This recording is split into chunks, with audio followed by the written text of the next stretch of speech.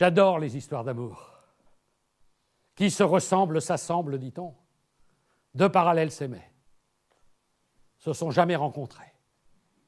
Tout avait commencé le 12 octobre, à la page 14 du livre de géométrie. Une droite au grand cœur s'apprêtait à traverser chapitre 12.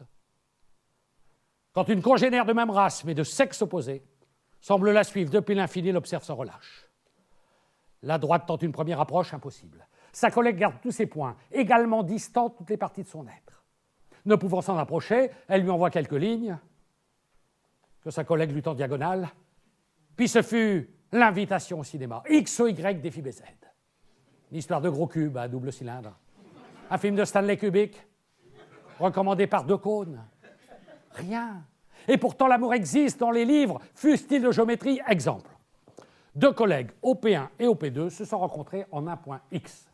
L'installation au centre d'un grand ensemble, une lune de miel en algébrie, des vacances aux quatre coins de l'Hexagone, ils vivaient heureux, avaient beaucoup de petits segments, alors pourquoi eux et pas nous? Elle se voyait déjà tirant des plans sur la comète, lui chef de rayon dans une grande surface, elle voguant dans les hautes sphères. Impossible. Dès que la droite oblique, sa collègue parallèle.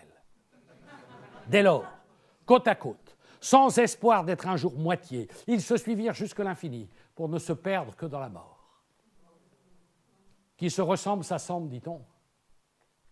Deux parallèles s'aimaient, se sont jamais rencontrés.